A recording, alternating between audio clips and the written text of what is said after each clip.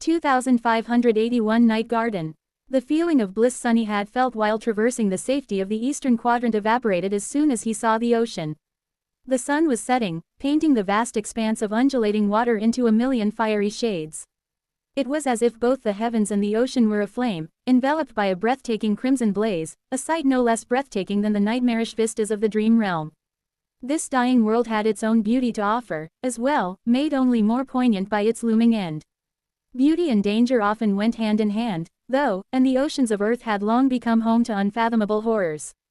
Sunny had braved the dark expanse of the Indian Ocean a few times, including all by himself soon after becoming a saint.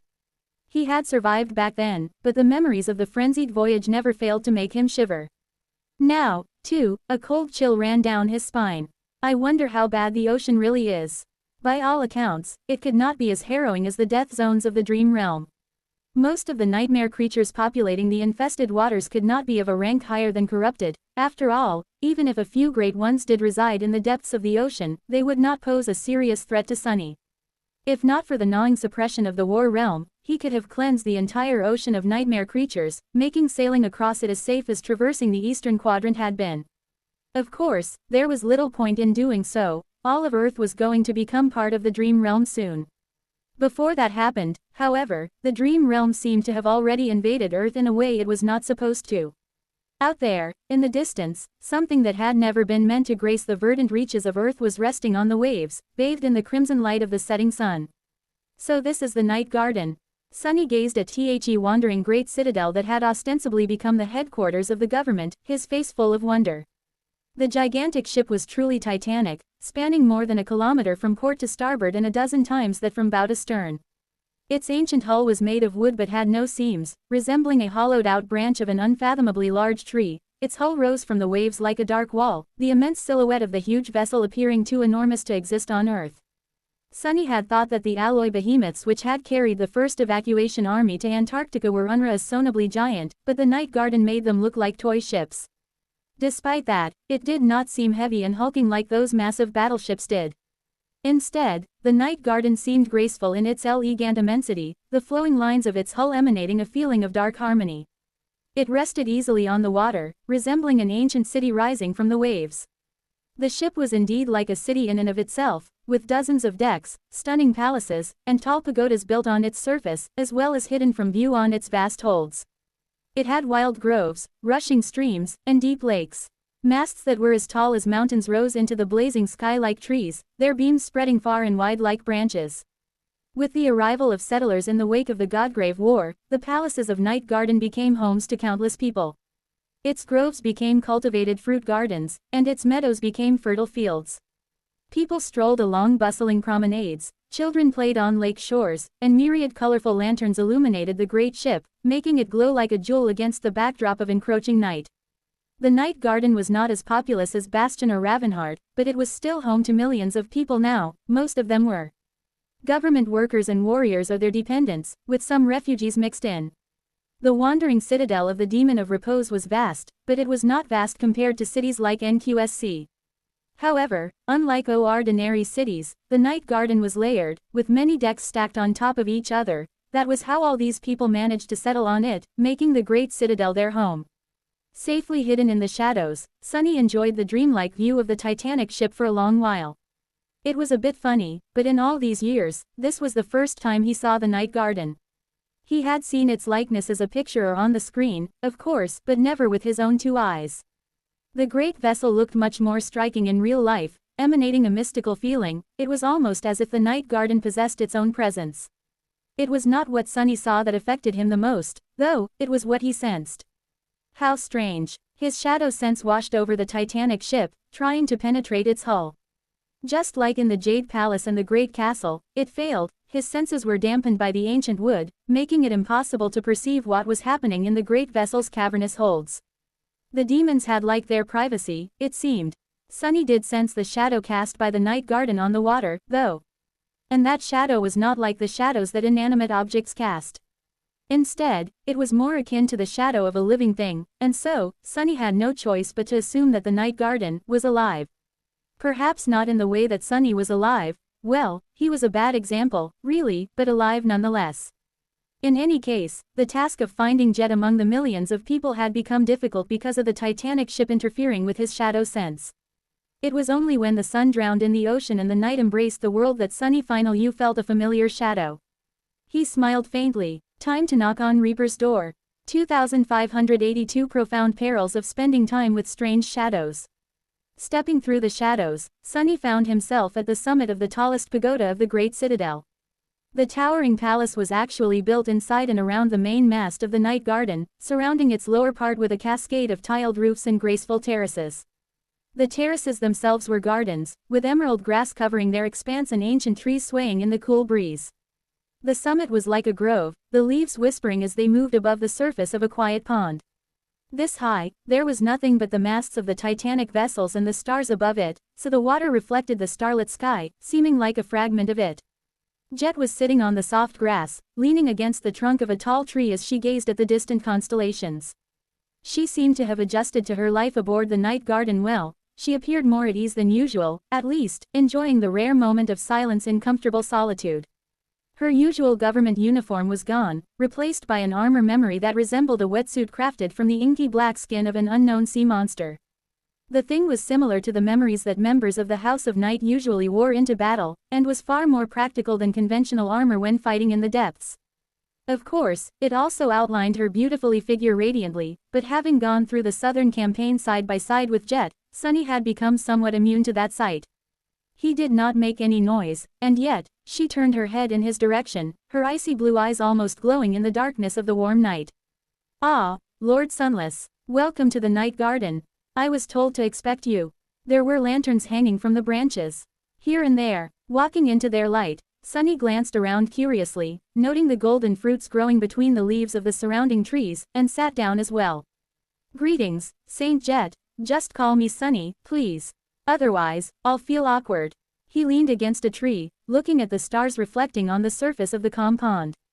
Jet chuckled. "Well, all right then." She remained silent for a few moments and then sighed. "I wanted to ask if you were younger than me, but then realized that the question is meaningless. After all, we are poised to live for hundreds of years, thousands, possibly, or even indefinitely. So, what difference do a few years make?" A lazy smile appeared on her lips. "It's a bit unfair, though. Even if we do survive until we are hundreds of years old, I will still be the oldest one, forever." "How disheartening," Sunny scoffed. "I don't know. I have felt like I am too old for all this crap since I was 16. So, I enjoy being older than other people. After all, I worked really hard to reach that age. My age is something that I earned, not something that just happened to me." And Jet had worked harder than most to earn hers, much, much harder, because of her flaw. He smiled and added in a neutral tone, "Oh, but I am still younger, by about 10 years. She gave him a resentful glare. "Ouch." With that, Jet looked at him curiously. She lingered for a long while, and then asked, "So, is it my turn to go on a dangerous journey and learn a profound lesson about myself, the world, and life from you?" Sunny coughed. What?" She grinned. "That is what happened with Kai and Effie, is it not? They told me about their misadventures. You received rave reviews, though, so don't worry." Sunny slowly shook his head. "That, in a way, I guess. I am hoping to avoid the dangerous part this time, however. Not everything has to be deadly and utterly terrifying, right?" It did not, but if Sunny was honest with himself, he had to admit that his chances of avoiding deadly and harrowing perils were quite low this time around, as well. He hesitated for a couple of moments, and then shrugged. "As for some kind of profound lesson, I am not sure that there is anything I can teach you. You strike me as a person who knows exactly who you are, what you want, and how to go about achieving it. So, if anything, I should be the one learning from you." It had always been that way. Sunny had begun his journey as Jet's junior, became her equal after a while, and even managed to overtake her eventually, but throughout all these years, he had never once stopped thinking about her as a respected senior. Her experience and pragmatic wisdom had always guided him on his thorny path, was one of the main reason he was still alive, really. So what would Sunny even teach Jet? The true essence of supremacy. He studied her for a while, then said in a distant tone.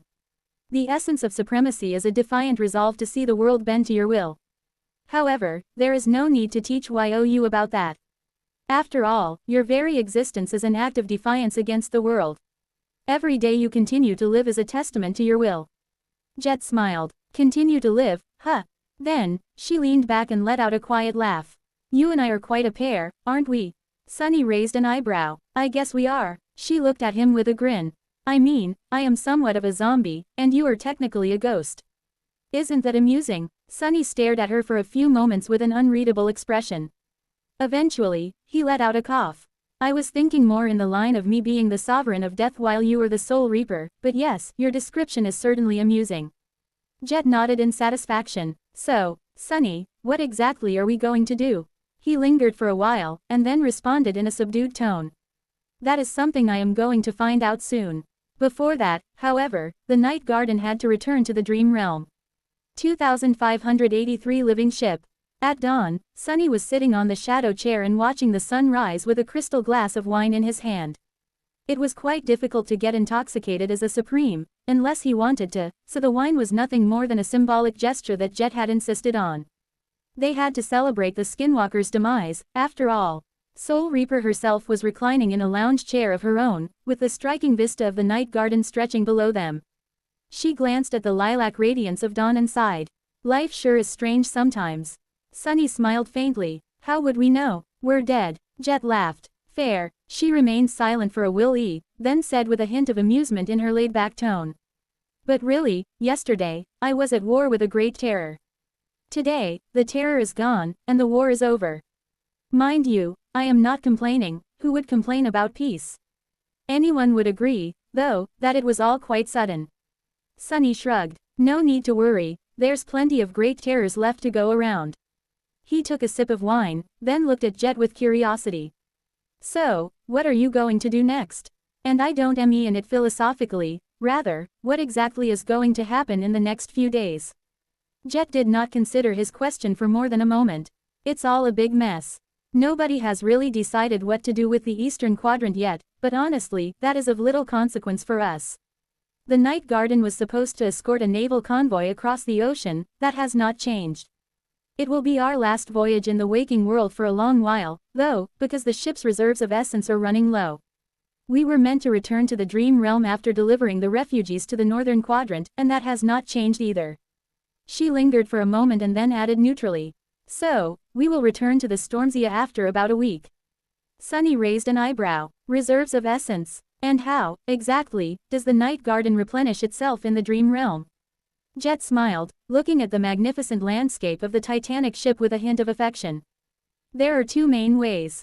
She pointed up. Have you not wondered why this ship has such tall masts, but no sails?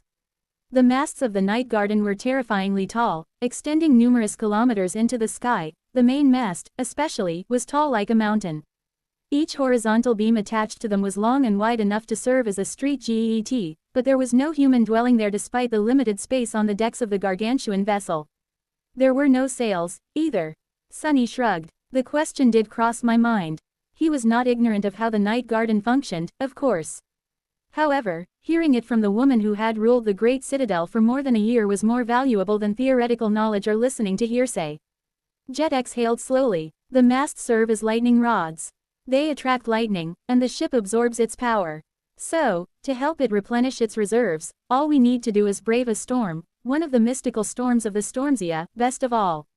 Those are nothing short of apocalyptic in their scope and scale, but the Night Garden can barrel through one without much trouble. This ship is truly unyielding. She yawned. The second way is to feed it nightmare creatures. The more, the better. Sunny remained silent for a while, staring at her with an unreadable expression. And how, exactly, does it eat those nightmare creatures? Jet smiled. Well, it doesn't actually chew and devour them. The Night Garden might resemble a living thing, but it does not have a maw. Instead, the nightmare creatures get absorbed into the hull, and then, digested by it, I guess. Her smile seemed a little ironic. The ship can absorb some essence that way, but the primary purpose of that particular method seems to be resource collection to allow the hull to repair itself. That is what the remaining members of the House of Night think, at least. Jet looked at Sunny and said in an even tone. Oh, and it is not nightmare creatures that the hull of the Night Garden will absorb. In truth, it does not differentiate between living beings, anything will do. So, don't go around crawling on the outer hull, not that I thought that you would. She smiled slightly and glanced away. In a way, it makes sense. The masts of the night garden are like branches and leaves, absorbing celestial energy, while its hull is like roots, absorbing minerals and the like from the earth, or the ocean, to be precise. In any case, the ship needs to replenish itself from time to time, and the Stormzia is the perfect place for that to happen. Sunny remained silent for a while, and then asked in a tone that betrayed a hint of concerned apprehension. And what happens if the night garden is not fed on time? Jet chuckled. In short, nothing, really. She looked at the last vestiges of darkness hiding on the western horizon. The night garden was starved and largely dormant when the Nightwalker first discovered and claimed it. However, it was not dead, and neither was it starving. Although lightning and nightmare creatures are its main sources of sustenance, they aren't the only ones. The ship can also absorb starlight, ambient spirit essence, seaweed and coral, the energy of the wind, the force of the waves, anything and everything, really. Its capacity to repair and refuel itself is almost inexhaustible. Jet grinned, which is quite fitting, considering that it was created by the demon of repose. She was the demon of rest and rejuvenation, after all, so her ship was able to endlessly repair and restore itself, it seems. Looking at Sunny, Jet then raised an eyebrow. That demon, she does not sound as dreadful as the rest of her siblings, does she? I mean, what's so scary about rest and restoration? Sunny gave her a long, concerned look. That just sounds like the demon of repose will end up being the most harrowing of them all. Doesn't it? Jet met his gaze, then pursed her lips and looked away. I do hate to admit it, but you make a good point. 2584 Demon's Arc. Once the sun rose, Sunny hid himself in Jet's shadow as she went about preparing the night garden for departure from the eastern quadrant. The demonic ship's stay here had ended up on an unexpected note, but people seemed to be elated to know that the war against the Skinwalker was over. They were beyond themselves, really. Humanity had suffered a long streak of debilitating losses here in the waking world over the past few decades, each one bringing it one step closer to complete annihilation. The devastation of America, the fall of Antarctica, people expected Australia to follow them in becoming a lost cause as well, but now it was unexpectedly saved. That astonishing reversal did not merely impact the eastern quadrant, but also gave people a hope that the downward spiral of Earth as a whole could come to an end. Of course, they knew by now that their homeworld was not going to exist for much longer, but that future was too distant and too daunting to truly fathom. So, today, they were celebrating. Nobody really knew how the Skinwalker had fallen, because the authorities of the human domain had not issued a statement yet. Rumors and theories were of course abound, one more fantastical than the next. Sunny was curious to see how the public's reaction would change once everyone learned the truth of Mordred's ascension to the throne of supremacy. Would they be happy, still? Or wary? Would they fear another civil war? Mordred's reputation was not the greatest, after all, due to what he had done to the House of Night. Many of the remaining members of the former Great Clan were here, on the Night Garden, and had become the pillars of the local community.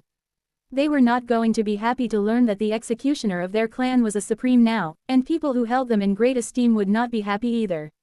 In any case, the truth was not going to come until a few days later.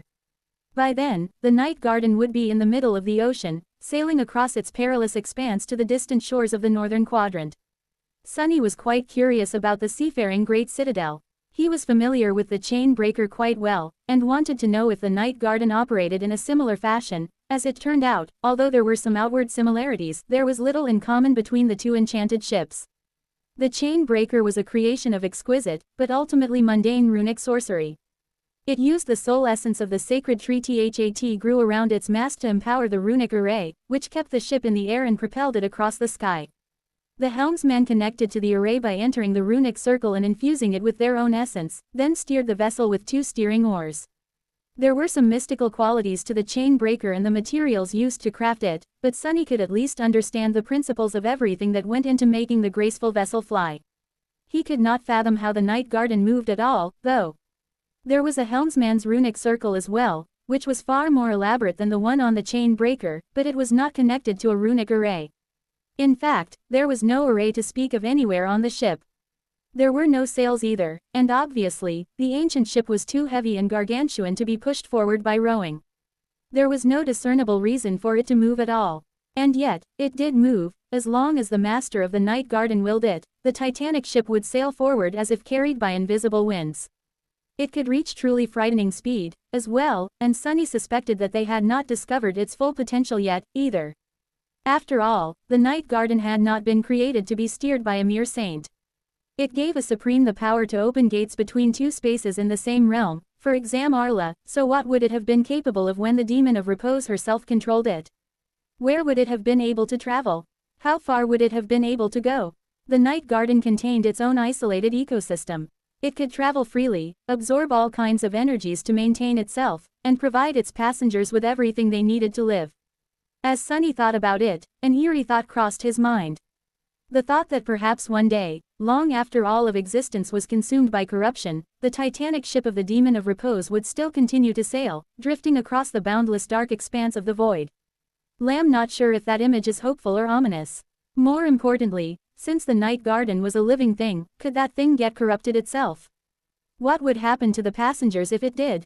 How scary. The bridge of the Titanic ship was in the same great pagoda where Jet's private quarters and spacious room garden were located, just a few floors below the spot where they had enjoyed wine while watching the sun rise. It was a vast room with elegant arched windows that stretched from floor to ceiling, and due to the pagoda's great height, one had a perfect view of most of the ship and its surroundings from here. An elaborate runic circle was etched into the floor, igniting with ethereal light for a few moments when Jet stepped inside. The main mast of the ship was behind them, blocking the view in that direction, but as she had explained to Sunny on the way down, the person connected to the elaborate runic circle shared a kind of awareness with the ship, so she could sense what was happening behind the Night Garden as well while steering it. Sunny did not know what exactly he had expected from the bridge of the Great Citadel, but he imagined it as something out of a space exploration drama, a great hall with an imposing chair meant for the captain and various stations for the crew placed around it. However, there was no chair. There were no stations, either, which made sense, in hindsight. After all, the Demon of Repose would not have needed the assistance of subordinates to steer her own ship. There were some people on the bridge at the moment, though, because Jet was not quite a demon. Giving them a short greeting, she stood in the center of the runic circle and smiled. "Shall we depart, ladies and gentlemen?" Sunny sensed the great ship moving beneath him. 2585 moving feast. It seemed strangely wrong for something as immense as the Night Garden to move. And yet, it did, slowly at first, and then faster and faster, the Titanic ship began to glide across the undulating waves. The oceanic waves themselves seemed impossibly small as they broke against its living hull, merging into a flat aquamarine plain while stretching toward the distant horizon. It was as if an entire island suddenly decided to move on, complete with a city full of millions of people. The groves were moving, the meadows were moving, and the lakes were moving as well. Sunny knew that there was nothing odd about it, logically, and yet his mind was failing to reconcile the inconceivable scale of it all with what was happening. This world, it truly knows how to make one feel small, does it not? And that was coming from someone who could turn into a 100-meter-tall colossus whenever he wished. A loud cheer reached the runic hall from the upper decks of the Night Garden, where people had poured onto the promenades along the edges of the Titanic ship to watch it depart from the eastern quadrant. The atmosphere, despite the dangerous journey that awaited them, felt bright and festive. For some of them, this was just another journey. For some, those who had boarded the Great Citadel in the eastern quadrant as refugees, it was the first voyage. Their continent was liberated from the clutches of the Skinwalker now, but their cities and homes were already gone, so the newcomers were eager to experience the seas and build a new home for themselves on the Night Garden. Sunny had only spent one morning on the Titanic ship, but he could already tell that life here was one of starkly opposing extremes. The Great Citadel itself was idyllic and beautiful beyond belief, while the storms assaulting its impregnable hull and the nightmare creatures besetting it were furious and chillingly horrifying. Somehow, though, the dread of the dark and tumultuous seas only made the vibrant beauty of the Night Garden more comforting. Plus, it belonged to Soul Reaper Jet. She had come far from the days when people who knew of her, mostly awakened, treated her with distaste and aversion due to the ruthless cruelty of her murderous ways. Now, there was no person in the world who did not know the Soul Reaper, and her reputation, while not as loud as that of the other great champions of humanity, was stellar. People treated her with the respect and esteem reserved only for those who had earned it. Jet had always been a professional, and her profession was serving humanity. She had a spotless track record of being good at her job, as well, so being under Soul Reaper's wing meant being safe. That was why refugees were happy to settle on the Night Garden and become a part of the community here. "What is this feeling?" Hiding in Jet's shadow and watching her steer the Titanic citadel while giving her subordinates commands, Sunny felt his heart swell a little. He felt like a proud parent, proud child, proud student or a comrade, perhaps. In any case, Sunny had to get down to business. He was reasonably sure that the sixth fragment of Weaver's lineage was hidden somewhere on the Night Garden, or at least somewhere where the Night Garden could help him reach. At the moment, Sunny was being suppressed by the War Realm, so he could not search too actively, but that did not mean that he could not do anything. As the Night Garden slowly moved along the coast of Australia, Sunny extended his shadow sense in all directions, or at least tried to. The hull of the ancient vessel was interfering with his perception, so he could not cast a wide net. He could still explore the ancient vessel bit by bit, though, finding paths where the living wood did not block his senses. The Night Garden had countless decks and cavernous holds, with bustling activity of a thriving city. It was also full of strange and wondrous things, so finding one well-hidden anomaly here was going to be much harder than finding a needle in a haystack. Sunny could sense the entirety of a haystack in a split second, find the needle, and count each individual strand of hay on top of that. Actually, he already had a needle, Weaver's needle, so he would not need to do anything so senseless to begin with. However, finding the fragment of Weaver's lineage was going to take a lot of effort and meticulous work. Sadly, an annoying distraction kept invading his senses when he tried to focus. At first, there was the sound of wings. Then, there was the sound of small talons click-clacking on the wooden floor. Then, someone aimed a persistent stare at him. "It's all right, I am hidden in Jet's shadow. No one can see me." But then, someone jumped onto the shadow, walked this way and that across its surface, and even pecked at it with a sharp beak a few times. Letting out a quiet sigh, Sunny focused on his immediate surroundings. A black bird was standing on top of him, looking down with unreadable round eyes. Its inky feathers glistened in the morning light. Crow pecked Jet's shadow one more time, then spread its wings and cawed loudly. "Saw-nay, saw-nay." Sunny gritted his teeth, metaphorically speaking, and produced a quiet whisper, "Get off me, stupid bird.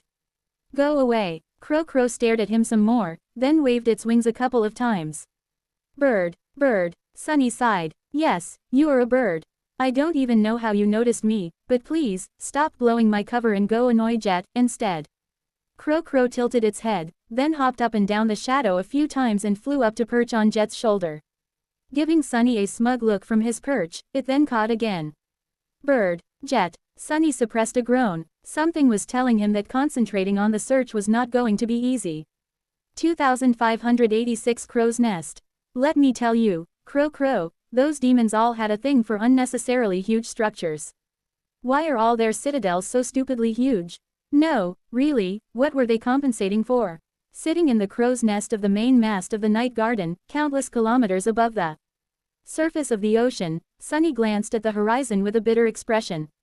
Actually, no one was crazy enough to get this high, especially because the masts of the Titanic ship were designed to attract lightning, so he could enjoy some privacy here.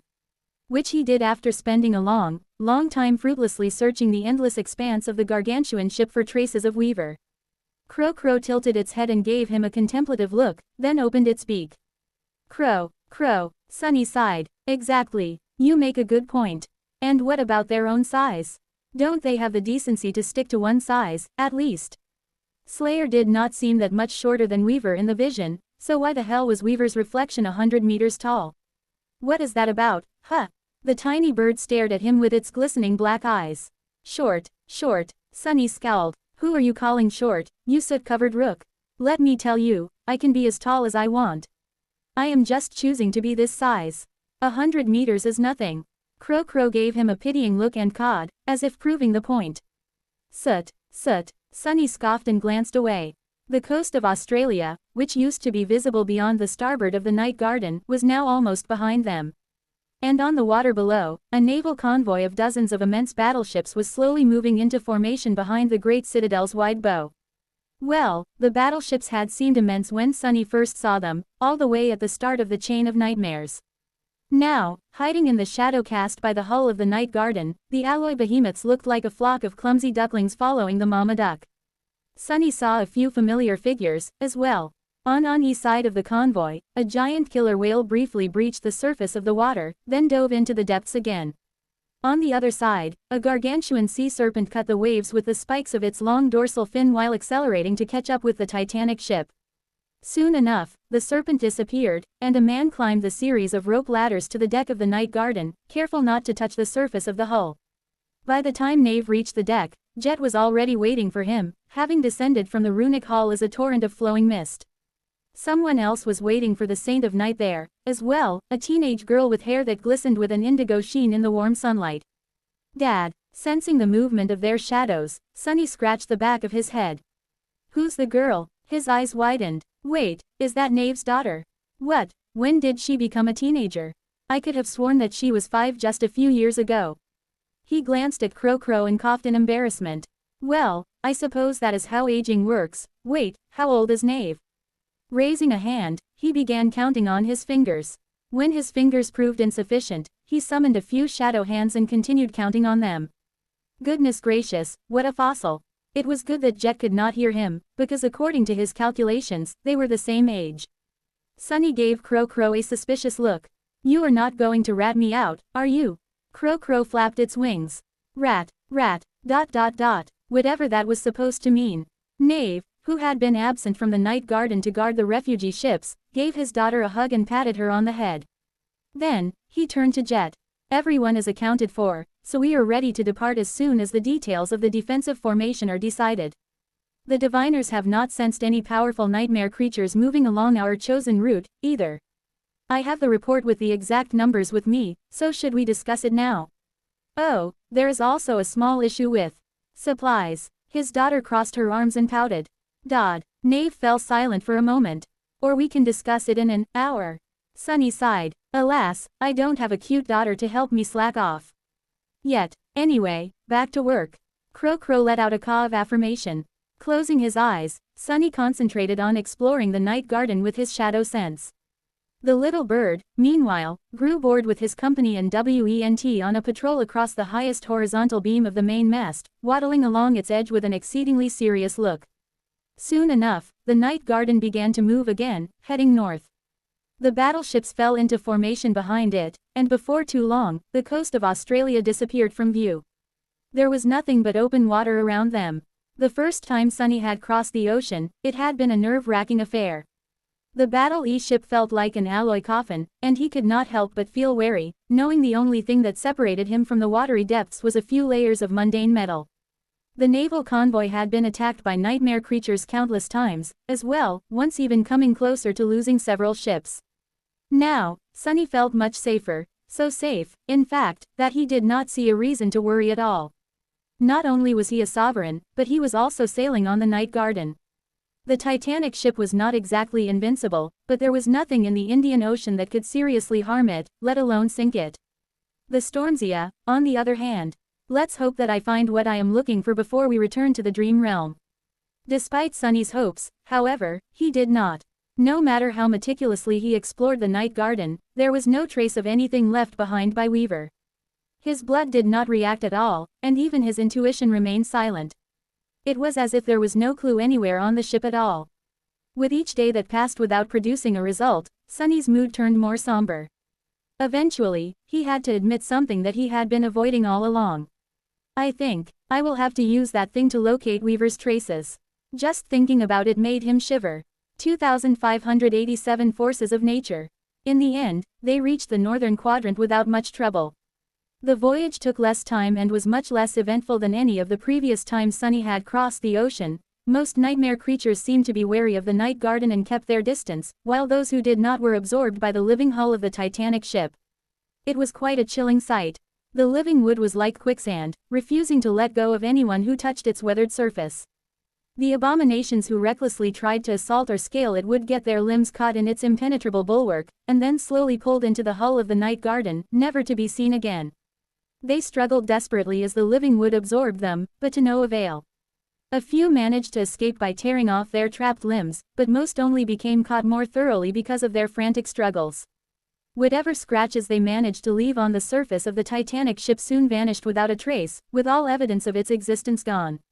So, the horrors of the depths had a good reason to be wary of the Night Garden, or perhaps they were wary of Sunny himself, sensing the vast darkness hiding in his shadow.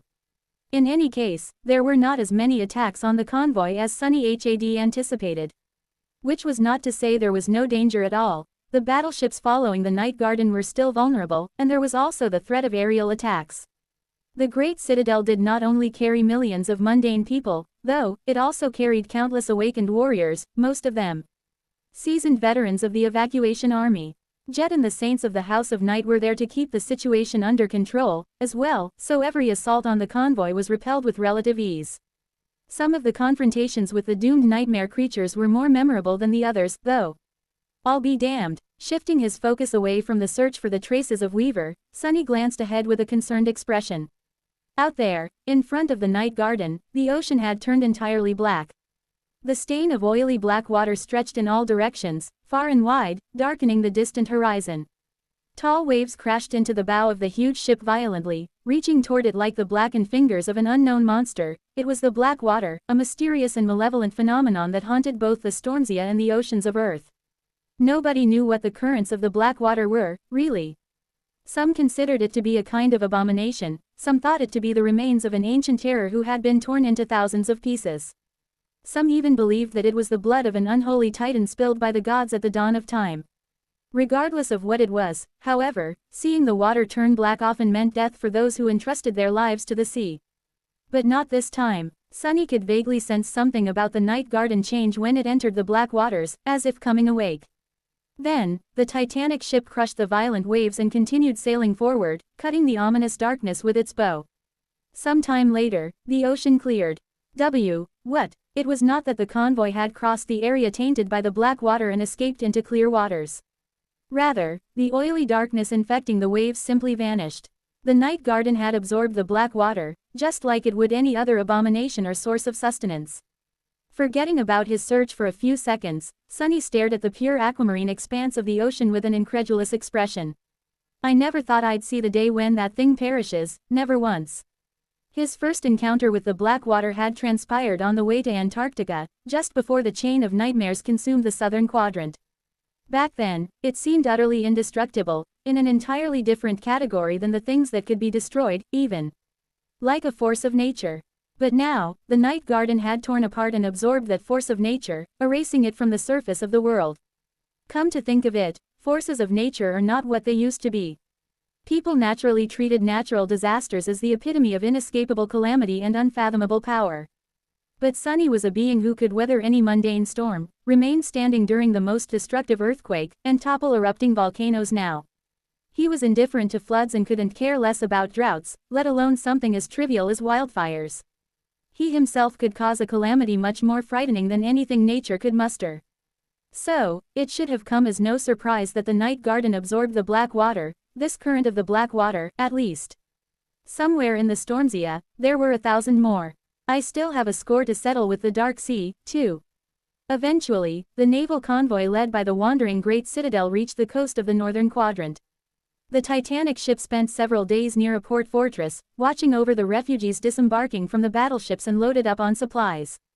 Considering how impossibly tall the hull of the Night Garden was, it took quite a lot of effort and several complicated systems of lifts and pulleys to raise the cargo containers all the way up to the deck. Once all of that was done, the radiant rift of the Dream Gate opened in front of the giant ship, calling it back home, into the nebulous expanse of the Stormsia. Sunny, who was at his limit, felt glad to escape the unwelcoming pressure of the waking world and return to the dream realm. Strangely enough, it felt as if the Night Garden was relieved to abandon the barren expanse of the war realm, as well. Pushed by invisible winds, the huge ship sailed into the white inferno of the Dream Gate and disappeared from the undulating surface of the ocean, leaving Earth behind. 2588 Twilight Sea. Sunny was anticipating witnessing the endless expanse of the Stormsia. He had been to more deadly corners of the dream realm than most people, possibly even than any person, but he had only ever been to the misty coast south of Bastion, never venturing into the nebulous waters themselves. Apart from the idle curiosity of a retired explorer, Sunny also felt a subtle connection to the Stormsia. These were the remains of the world that Darren the Serpent King had ruled once, after all. The shadows of Darren and Windflower now rested in his soul, while the Twilight Sea they had failed to save had been consumed by the dream realm. Earth would soon share the same fate, so Sunny felt a kind of curiosity that was both poignant and morbid when thinking about the Stormsia. Regardless of what he had expected, Though, his first impression of the nebulous ocean was a complete disappointment. That was because Sunny could not see anything at all. Everything around the night garden was shrouded in thick mist, plunging the world into a beautiful but ominous twilight. Even when he climbed to the peak of the tallest mast of the massive ship, he still failed to catch a glimpse of the sky. The night garden ceased all movement after passing through the dream gate, which had already vanished and left it alone in the boundless expanse of the misty sea. There's nothing much to do. We can't sail until the mist passes. Well, technically, nothing is stopping us. It is just too dangerous. While the night garden settled to wait for the weather to improve, Jet retreated to her quarters to rest. Sunny emerged from her shadow, deciding to take a break too. His search had not produced any results, so continuing in the same manner seemed meaningless. He had to gather courage before proceeding to the next plan, though. What kind of dangers are we talking about? Jet gave him an amused look. The kind I have no words to describe, and no desire to imagine. She crossed her legs, looking at the ceiling with a laid-back expression. Don't worry, though, the night garden had been drifting in these waters for thousands of years before being claimed by us humans, and for half a century since. Nothing managed to take it down in all that time. Sunny smiled faintly. Who says that I am worried? Among the long list of my worries, the horrors of the Stormzy are all the way near the bottom. He found himself a chair and sat down. Jet chuckled. How's anonymity treating you, by the way? It must be hard, for a lofty supreme to keep hiding in the shadows. Unable to let his existence be known to anyone, instead of basking in the glory. She had contacted Nephis through Cassie to coordinate the opening of the Dream Gate. But really, Sunny could have sent the Night Garden to the Dream Realm himself, only he couldn't, because his existence was supposed to be a secret. There was the King of Nothing now, too. The whole world was abuzz with the news of a new sovereign, the second sovereign, supposedly, appearing out of nowhere and taking out the Skinwalker. That only made Sunny's situation seem more unfair. He smiled. It's treating me fine, actually, I'm used to it. After all, I've been hiding the fact of my existence from long before becoming supreme. As for the fame and glory I supposedly deserve, they were never something I chased. In fact, I spent most of my life avoiding them like a plague, to limited success. Jet remained silent for a while, then said in a contemplative tone. Yeah, I never thought I'd be where I am today, either. I am the only saint who comes from the outskirts, you know. The first, and the last. There's not much left of the outskirts, by NOW. Most people have already left for the dream realm. She chuckled quietly. Who knew that I'd outlive the outskirts? Well, outlive might be too strong a word. Anyway, just thinking about this stuff makes me feel old. The world was changing swiftly around them. So rapidly, in fact, that sometimes it was difficult to recognize it when taking a glance. Sunny did not say anything at first, looking at her silently. Then, he smiled. Who says you're the only one? I'm from the outskirts, too. The first supreme to have come from the outskirts, but, hopefully, not the last. Jet glanced at him in surprise. You are from the outskirts. She studied him for a while, then let out a sigh. Damn, and you're younger than me, too. No, now I simply must conquer the fourth nightmare, otherwise, it will be embarrassing. Sunny grinned and leaned back. Jet kept staring at him, a smile slowly finding its way onto her lips. I'm glad, though. Yes, we outskirt rats have done well for ourselves, after all. Oh, it also explains why there's no record of you in any government database. I think I drove several intelligence executives into an early retirement while trying to uncover the identity of the Lord of Shadows. I owe them an apology, I guess. Sunny let out a short laugh. Then, his expression slowly turned concerned. Speaking of that, I need to gather some intelligence, as well. Jet raised an eyebrow. I get it that your search is not going well. Sunny shook his head slowly. No, and since we are pressed for time, I think I am going to have to do something drastic. He hesitated for a few seconds, then gave her a dark look. So, I need you to watch over me for a bit. Oh, and if it looks like I am unraveling, knock me out. Jet's blue eyes widened a little. What? How am I supposed to knock out a supreme? One who has 7 bodies, no less. Sunny grinned. Well, you are Soul Reaper Jet. I am sure you'll figure something out. With that, he summoned a memory. The familiar cool weight of Weaver's mask settled onto his face a few moments later. It was time to do something that he had been scared of doing for a long, long while. To look upon the world and see it the same way Weaver had. 2589 Unraveled. A long time ago, the vile thieving bird stole one of Weaver's eyes, and to replace it, Weaver wove a new enchantment into their fearsome mask. Where is my eye? When the enchantment was activated, the great tapestry of fate revealed itself to the person wearing the mask, either the original one or one of the two memories of it Weaver had bestowed upon the high priests of the nightmare spell. The original mask was long gone, having perished with the demon of fate. But at least one of the memory pair remained, and had been found by Sunny in the stone cell under the ruined cathedral of the Dark City, which meant that he could glimpse the vast infinity of fate, as well. The problem was that mortals were not meant to behold it. The oracles of the nameless realm from which the nine hailed from lost their sight as a result of catching a glimpse of the great tapestry, but really, they got off easy. The first time Sunny had activated "Where is my eye?" he almost perished on the spot. The only reason he survived was that the unfathomable enchantment of the divine memory exhausted his puny awakened essence in a heartbeat and fell into slumber once again. Still, that single heartbeat was seared into Sunny's mind, having scarred him more than any other torment he had ever suffered. In his personal ranking of the most painful experiences of his life, using "Where is my eye?" was still proudly occupying the top position. It was way worse than being beheaded, having his soul torn apart, and enduring the transformations caused by assimilating Weaver's lineage. Sunny had barely survived beholding the vastness of fate as an awakened, and nothing changed when he was ascended either. In Antarctica, he had used "Where is my eye?" to kill the terror of LO-49, Dusk, Sibyl of the Fallen Grace.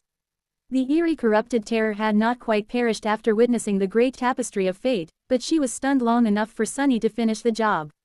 He was a supreme titan now, and possessed Mindweave on top of that. So, Sunny had a reason to believe that he would be able to survive activating "Where is my eye?" This time, however, he was also sure that it was not going to be pleasant.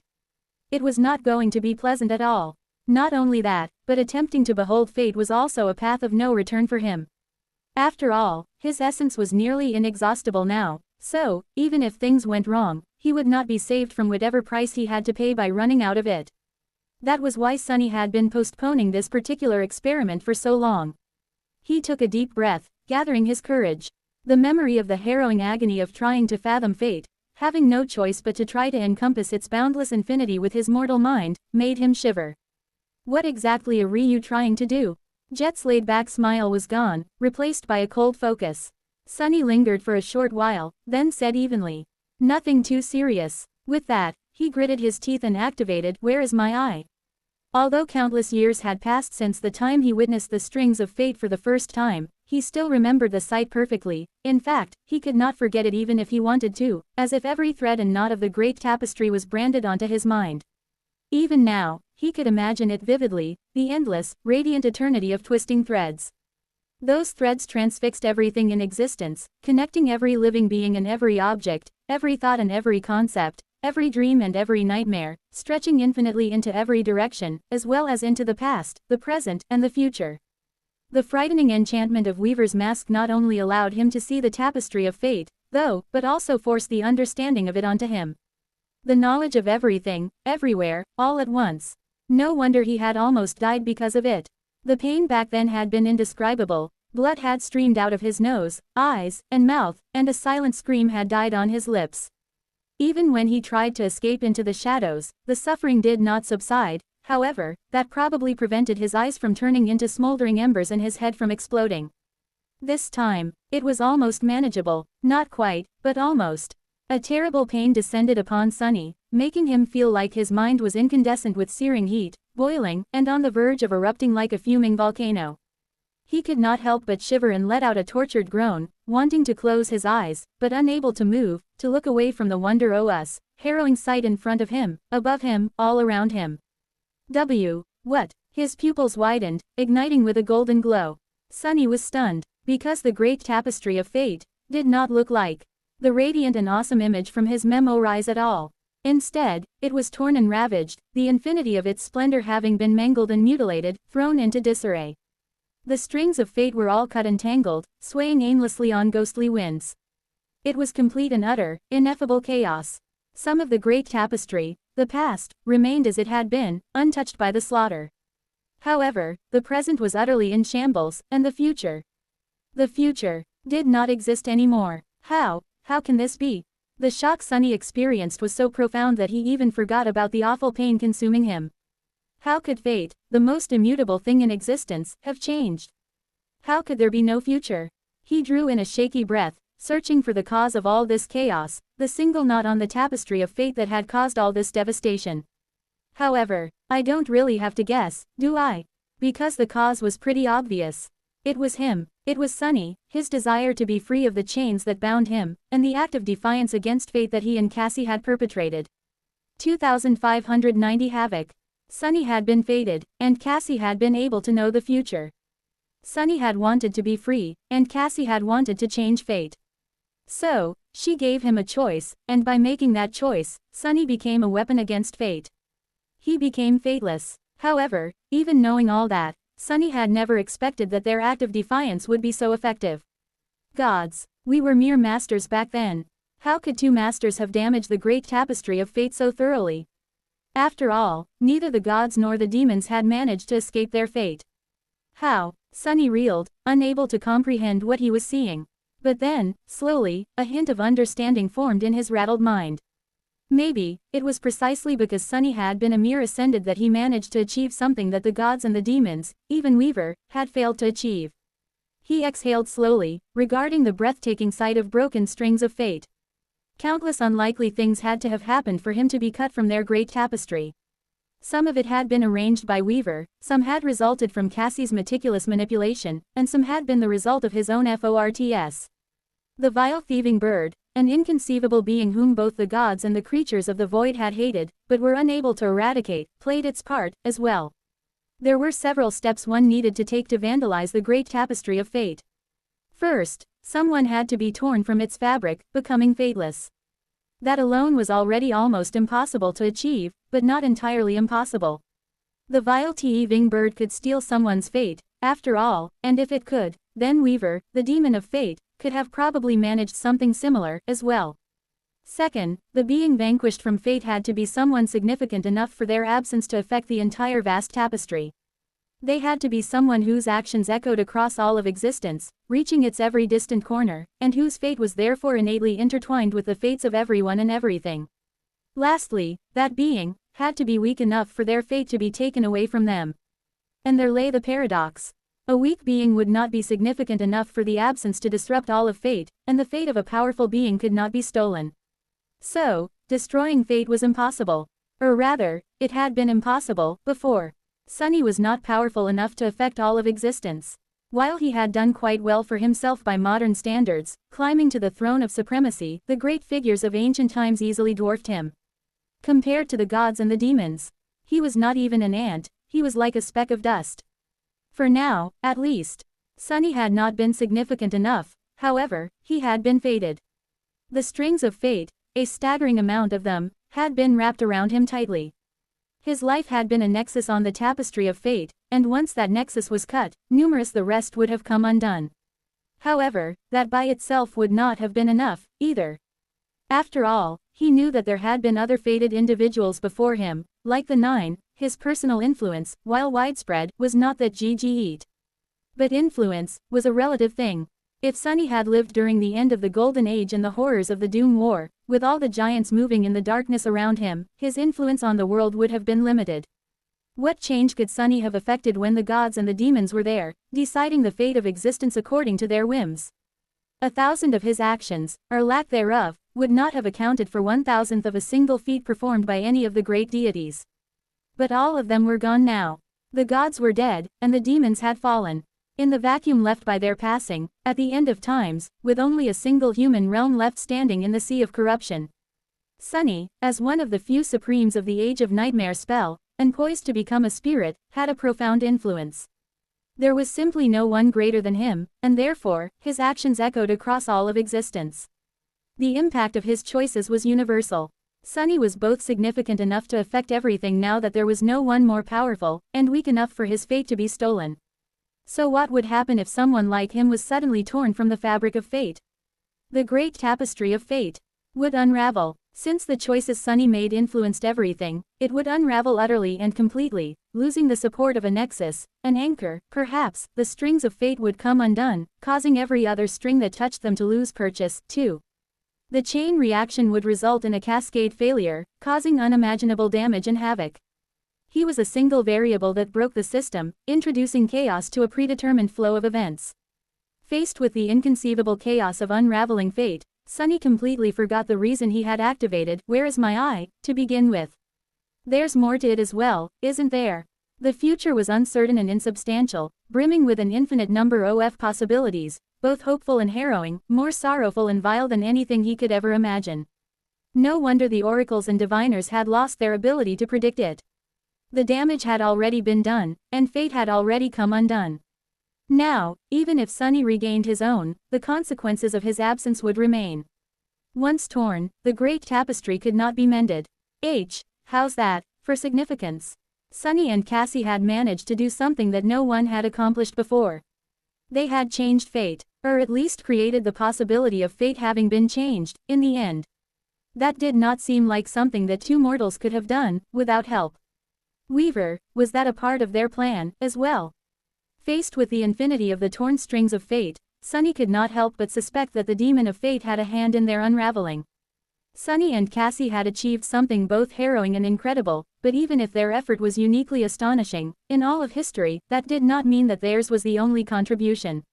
What they accomplished was only possible because of what those before them had achieved. Still, Sunny groaned, slowly coming undone under the pressure of beholding fate himself. None of it would mean anything unless they actually managed to create a benign future, now that any future had become a possibility. And for that, he had to concentrate on the task at hand. Focus.